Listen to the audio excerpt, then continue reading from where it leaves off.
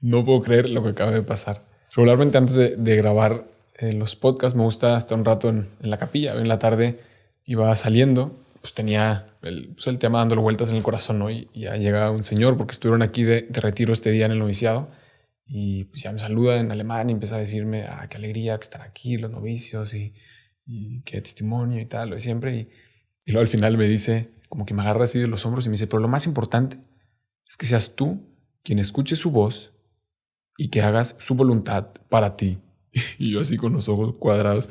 Ahora no hace nada de sentido, pero yo creo que al final del podcast entenderán que son este tipo de cosas que hace Dios de vez en cuando. Pero bueno, ahora sí, vamos a empezar. Hace algunos meses, todos los novicios de aquí de Alemania tuvimos nuestro road trip de Navidad. Y fuimos todos juntos a un pueblito más al norte en Alemania para pasar ahí Navidad con todos los padres y hermanos del territorio de Europa. Y pues claro, fue un tiempo padrísimo de comunidad, de convivencia, de vivir pues la Navidad, lo que significa la liturgia con todos los padres y hermanos, pláticas y demás. Y algo especial de lo que hubo en ese tiempo es que hubo película para los novicios. ¿Y por qué es especial esto? Muchos quizás no conocerán la vida de un novicio, pero pues una etapa en la que no se suelen ver películas. Y claro que hay momentos especiales del año, días de fiesta de algún patrono de la congregación o Navidad, como en este caso, en que pues, los padres dicen, ¿sabes qué? Hoy vamos a ponerle a los novicios una película. Y pues claro que cada vez que pasa lo disfrutamos mucho, ¿no? Pues esa vez pasó algo interesante, porque llegó el padre y pues cuando nos dijo que después de cena íbamos a ver película, pues llega ahí la emoción de los novicios de una película por fin. Y nos dice el padre la película que les tengo que preparar y nos echó un speech de que es una super película que nos va a ayudar a fortalecer nuestra fe y tal. Pues casi siempre vemos películas de santos, no sé, nos imaginábamos un Padre Pío, San Francisco, la de San Juan Pablo II. Y nos dice, la película que vamos a ver es la de Santa Juana de Arco. Lo primero que pensé yo dije, ¿quién es Santa Juana de Arco? O sea, claro que había escuchado de ella, no sé, en las clases de historia, o sea, su nombre me sonaba, sabía que algo que tenía que ver con la historia, pero no tenía, en primer lugar, ni idea que era santa y, y pues no entendía por qué íbamos a ver su película, ¿no? Pero total, la vimos y claro que es una película, digo, la historia de Juana de Arco en sí es ya polémica, ¿no? Es un contexto en la historia que hay que entender para poder juzgar lo que sucede en su vida. Y hecho películas es todavía más polémico, ¿no? Las escenas que pone, los diálogos y tal. Y lo primero que pensé cuando terminó la película es, ¿y esta mujer qué tiene de santa? Hoy queremos experiencias, no buscamos solo teoría, la verdad. Es cierto que en la iglesia hay una riqueza increíble en lo que es la experiencia de Dios y de la fe, pero por más bello, verdadero y profundo, termina siendo inaccesible para la mayoría de los que estamos sedientos de Dios. Por eso este podcast te ofrece esta riqueza a través de experiencias, a través de la vida de un seminarista y de las personas con las que se irá encontrando en su camino para enriquecer tu experiencia de Dios.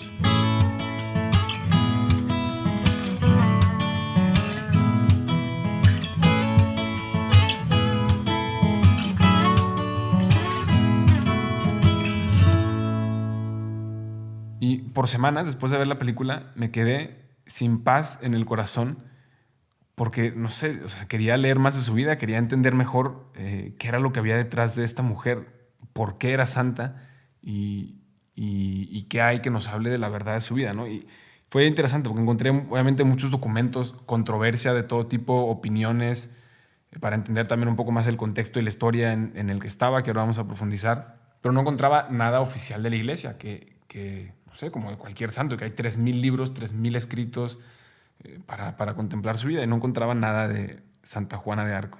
Hasta que encontré hace poco una audiencia general que dio el Papa Benedicto sobre ella, en una audiencia de los miércoles hace ya unos años.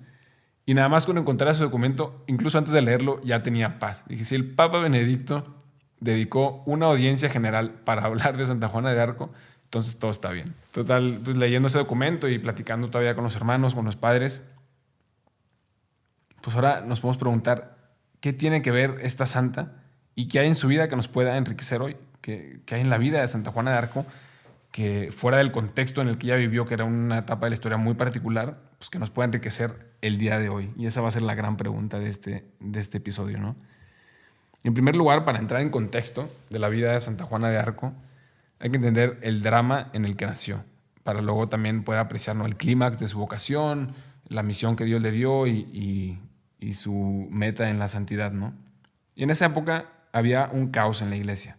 Poco antes de Santa Juana de Arco había estado Santa Catalina, que pues estuvo en la famosa época de los dos papas, el papa y el llamado antipapa, la división en la iglesia. Eran momentos difíciles en la iglesia, de caos, de discusión, guerra por todos lados.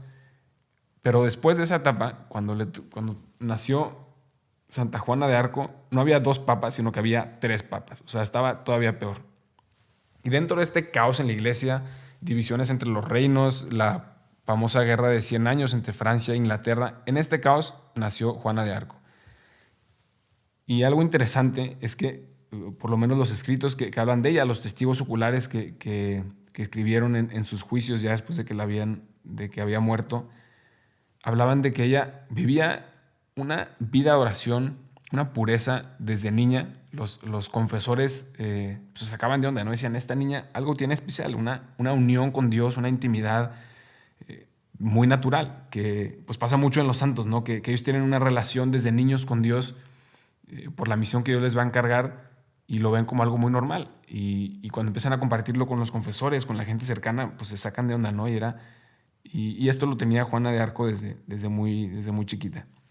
Total, que era una de sus visiones que Dios le encarga esta gran misión que ya no entendía del todo. Era como, así trayéndolo al mundo de hoy, era como un Make France Great Again. Haz cuenta que eso fue lo que le encargó. Que en realidad era un Make the Church Great Again, porque desgraciadamente pues en esa época estaba la iglesia mezclada ahí con los reinos y tal. Pero si traemos la misión que Dios le dio al día de hoy, como la entenderíamos, es la misión de cada santo. Lo mismo que le dijo a San Francisco de Asís, Make the Church Great Again, reconstruye mi iglesia. La misión de nuestro gran papa cuando asumió su nombre, reconstruir la iglesia, pues esa fue la misma misión que le encargó Dios en esa visión a esta niña. Tenía 15 años o 14 cuando empezó a tener estas visiones, ¿no? Total, empieza ella a seguir esa inspiración. En concreto, la revelación que le dio Dios es que tenía que ir con uno de los delfines de Francia para decirle que iba a ser ella la que iba a liderar el ejército de Francia para frenar el ataque de los ingleses y que iba a salvar al país y en ese sentido a la iglesia, ¿no? Y pues claro, una pastorcilla analfabeta que además en esa época pues era ni siquiera mujer, era una niña que no tenía ni el más mínimo valor en las decisiones estratégicas militares. Tenía, porque Dios se lo había revelado así, que presentarse al rey para decirle pues esa revelación que había tenido de Dios. Total, para no hacer el cuento largo, pues lo logra de alguna u otra manera, confían en ella, empiezan a confiarle un ejército y ella empieza pues a tener éxito, a ganar una batalla, a ganar la otra.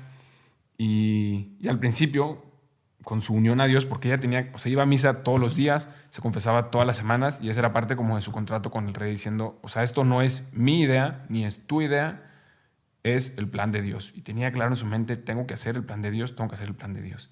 Y eso fue lo que le fue ayudando a tener éxito, ¿no? Siempre empezaba las guerras yendo sin armas y diciéndole a los ingleses, por favor, ríndanse, porque si no se rinden, vamos a ganar. Pues tenemos a Dios de nuestro lado, esa es la misión que nos está encomendando. Y pues obviamente nunca le hacían caso. Y una de las misiones, total, pues recuperaron el terreno que Francia necesitaba recuperar. Y la visión que ella había tenido hace muchos años era de coronar rey a este delfín al que le había confiado esa misión. Y eso se hace realidad después de que recuperan esa parte de Francia y viene la gran coronación y fue el famoso Carlos VII y empieza su vida en una gran éxtasis, ¿no?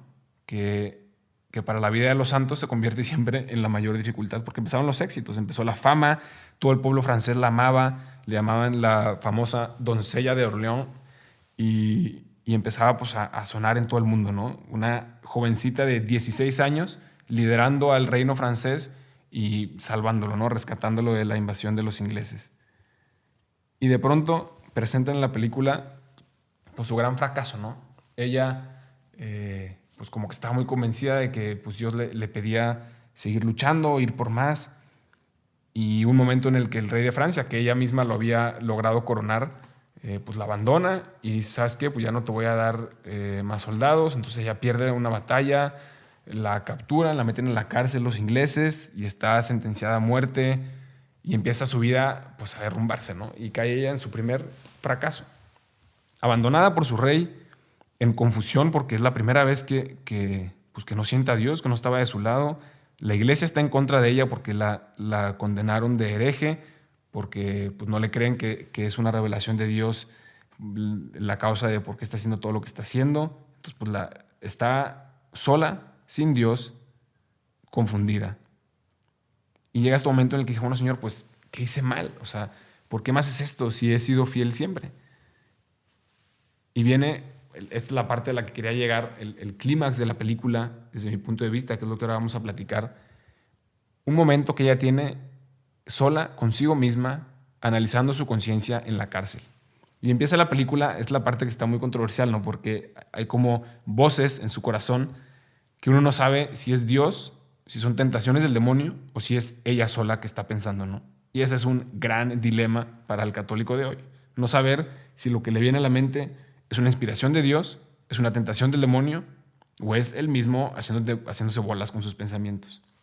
Y lo que empezó a venir a su conciencia ahí en la cárcel era la pregunta, ¿y todo esto que hiciste, toda esta lucha, todo este esfuerzo, para quién era? ¿Realmente era para Dios? ¿No era para ti sola? ¿No te creaste tú un ídolo ante la gente, tu propia historia, tu misma misión, no te la inventaste tú sola? Y ella trataba de convencerse, de decir, no, no, no, yo estaba haciendo la voluntad de Dios, Él me lo pidió, yo lo hice solamente porque Él me lo pidió.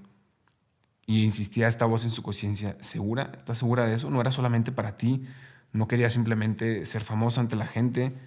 Y empiezan a poner flashbacks de la película en la que ella, pues claro, entre la emoción de que iba teniendo todos esos éxitos, de pronto le decía a la gente, síganme, síganme a mí, confíen en mí. Y entonces pues viene aquí el demonio a ponerle todo eso en la conciencia y decir, no, ¿te acuerdas cuando decía síganme a mí, confíen en mí? Y tú dices que lo hacía solamente para Dios. Entonces ella cae en su gran crisis, que después de todo lo que había hecho en su vida, que era intentar hacer la voluntad de Dios en la misión que le encomendó, estaba ahora abandonada por Dios, abandonada por su rey, condenada por la misma iglesia por la que ella había entregado su vida y además con el miedo en el corazón de que no hizo la voluntad de Dios, de que solamente estuvo engañada en su propia idea de la voluntad de Dios. Y ahí fue así, pum, todo se viene para abajo. Pues qué sentido tiene la vida en ese momento, ¿no? Ganas de morir, porque fue una muerte interior. Y haciendo pausa en ese momento de la película, ahora sí podemos entrar pues en nuestra realidad, ¿no? Si yo soy católico, lo más importante en mi vida, la base de mi felicidad, mi misma misión en la vida es hacer o no la voluntad de Dios. O sea, esa es la gran pregunta. Y en la vida de un católico va y viene este anhelo. Y hoy yo te pregunto, ¿cómo sabes si realmente haces la voluntad de Dios? ¿Cómo sabes? ¿Qué estudiar? ¿Qué pareja elegir? ¿Qué proyecto? ¿A qué colegio meter a mis hijos? ¿Poner más presión? ¿Darles más libertad? ¿Dedicar más tiempo a apostolados o no distraerme y dedicar más tiempo al estudio porque es lo que me toca ahora? Ir y venir y fracasar. Y en el fondo, ¿dónde está la voluntad de Dios? ¿Cómo sabes dónde está la voluntad de Dios? ¿Quién te dice? ¿Quién te afirma? Y si esa es la gran pregunta del católico, pues tú cómo la estás solucionando. ¿Cómo sabes que estás haciendo la voluntad de Dios? Y yo me fui de esta película pues con esa pregunta en mi corazón, ¿no? Tuvimos ahí un momento de plática con todos los novicios y yo decía, ese momento en las oraciones de la noche y se los comparto, y decía, Señor, bueno, ¿y realmente esto es tu voluntad? O sea, todo lo que, las decisiones que he tomado en los últimos años de mi vida, entrar al noviciado y todo, o sea, ¿realmente es tu voluntad o todo para qué? O quizás me estoy haciendo una idea yo mismo, todo para acabar como Juana de Arco en la cárcel, sola, fracasada, abandonada por Dios y dándose cuenta de que todo lo que hizo fue su propia idea de la voluntad de Dios.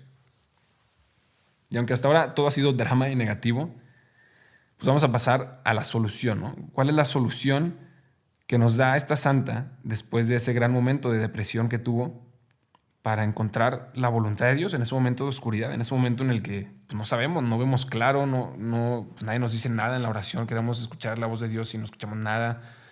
¿Cuál es la solución que nos da esta santa, ¿no? En ese gran momento de tribulación? Y aquí la gran pregunta es, ¿qué fue? ¿Qué fue lo que le dio la fuerza a Santa Juana de Arco para mantenerse firme en su fe?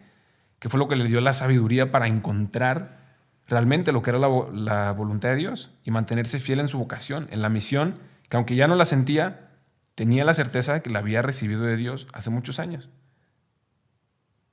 Y la clave y la gran solución a este problema es el famoso discernimiento. ¿Y qué es eso del discernimiento? Creo que es una palabra que nada más con decirla, sin saber ni siquiera qué significa, ya la tachamos, porque suena, no sé, a misterio, a manipulación, y creo que es algo que primero tenemos que eliminar. O sea, vamos, sin ir a filosofar, o sea, discernir es separar, seguramente la mayoría ya lo saben, es separar una cosa de la otra para ver con claridad y tomar una decisión con certeza. Esto es aquí, esto es de acá, separar las cosas para poder tomar una decisión. Ese es el gran secreto del discernimiento, ¿no?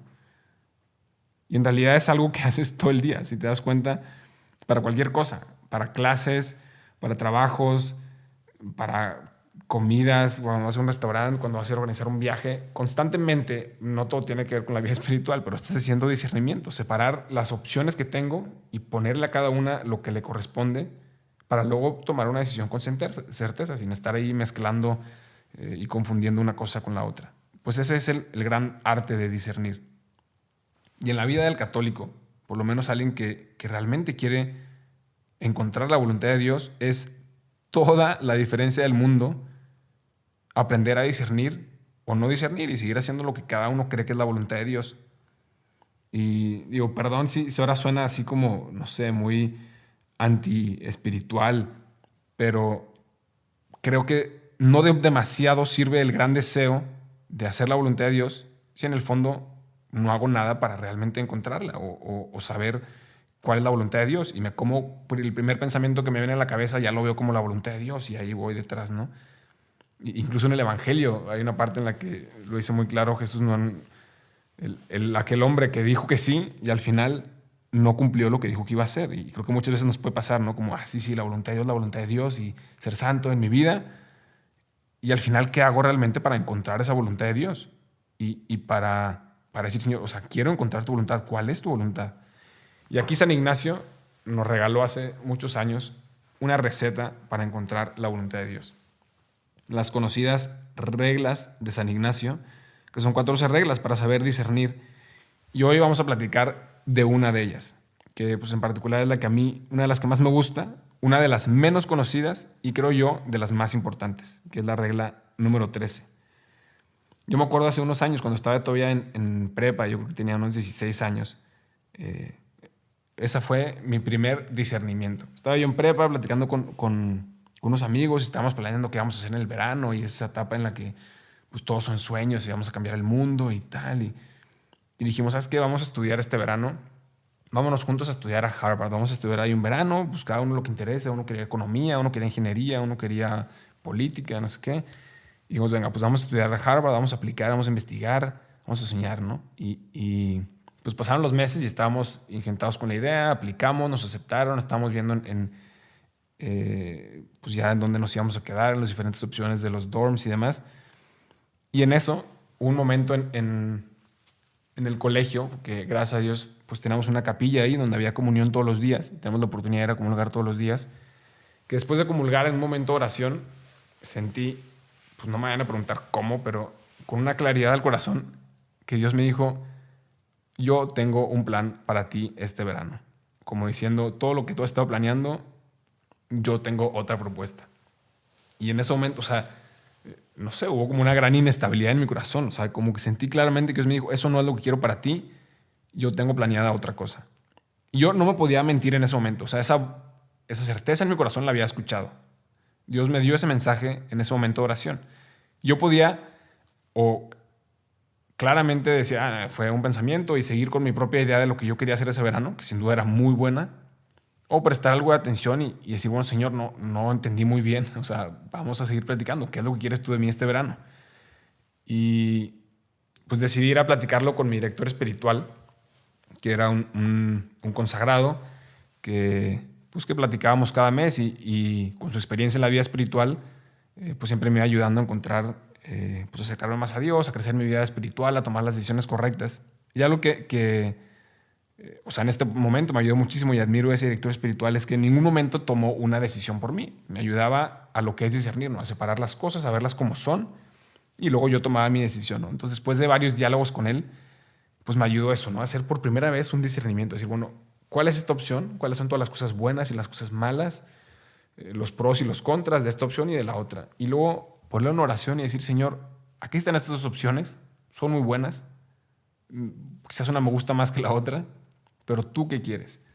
Y lo que él me dijo en ese momento de oración fue, tú este verano te vas a ir de colaborador, que quiere decir un mes pues de ayudar en hacer apostolado, ¿no? Hay diferentes opciones y en concreto yo lo había estado pensando desde años antes. Sabía que me quería ir un verano a ayudar a Mallorca, mi hermano lo había hecho, conocía ya al padre que estaba allá y tenía esa como inquietud de decir, bueno, yo quiero dar un verano a Dios, ¿no? Y ayudar allá en Mallorca.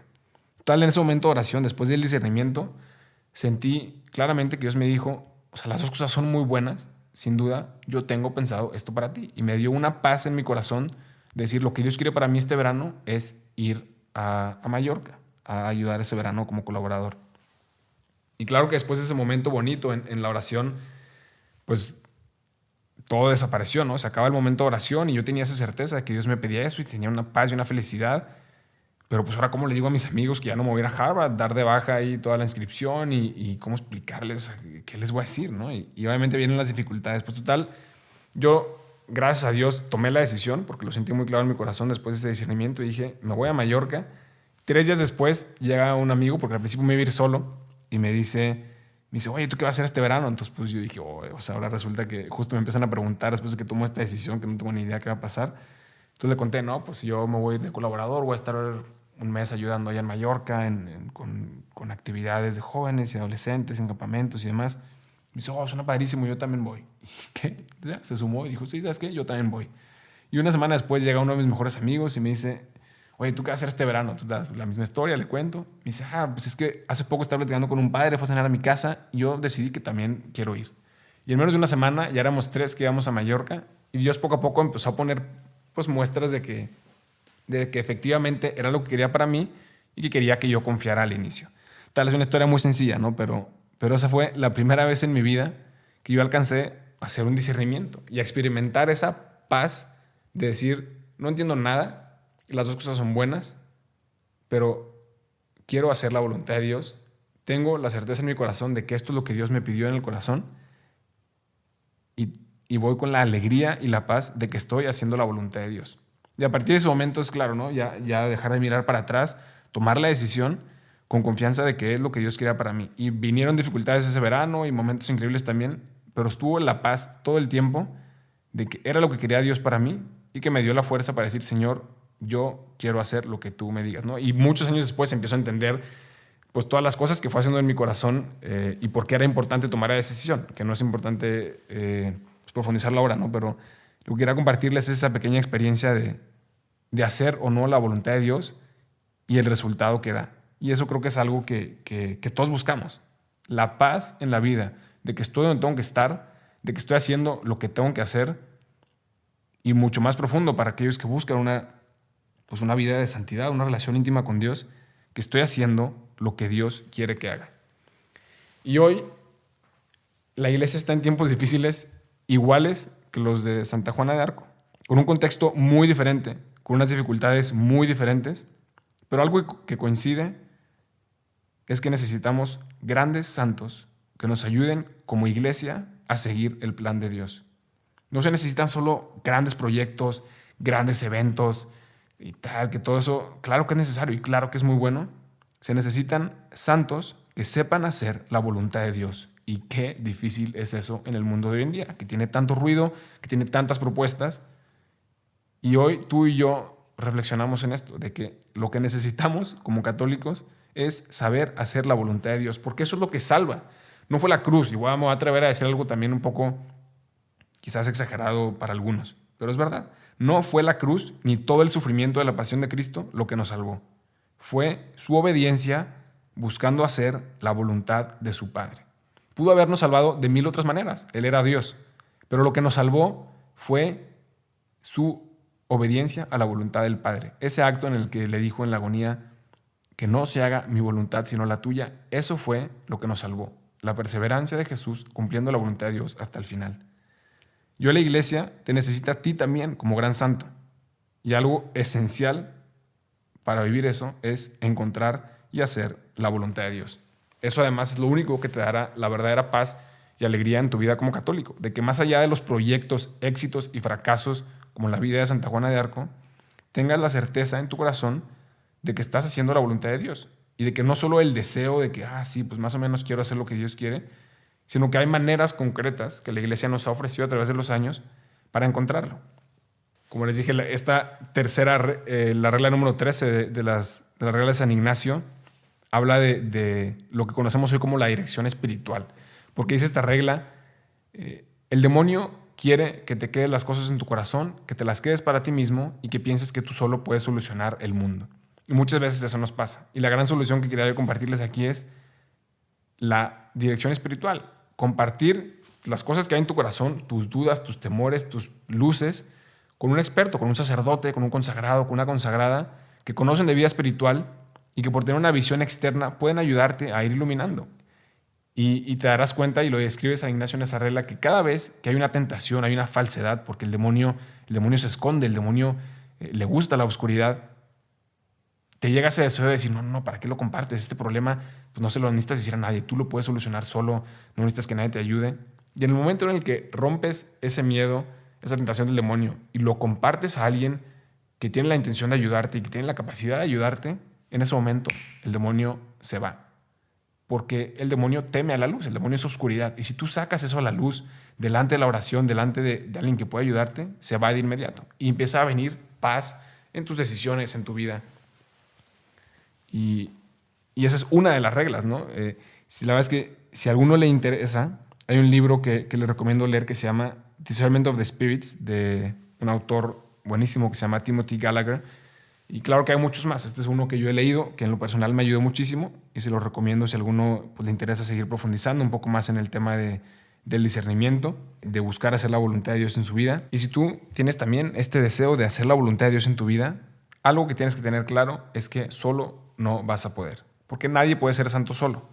Algo esencial en la necesidad del ser humano, y hoy más que nunca, es la necesidad de comunidad, de familia, en el que nos podamos apoyar para encontrar juntos esta voluntad de Dios. Y hoy hay una necesidad en la iglesia de hacer eso, de hacer iglesia, de hacer familia muy, muy grande.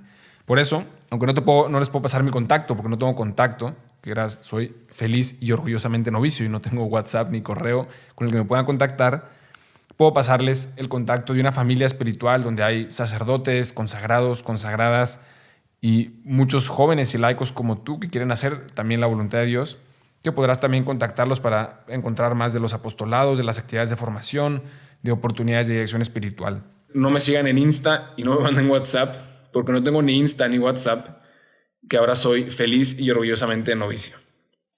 Pero lo que sí te puedo ofrecer es que si buscas una familia espiritual, un grupo de personas en un ambiente de familia en el que compartan los mismos ideales que tú tienes sobre la fe, pues eso sí te lo puedo compartir.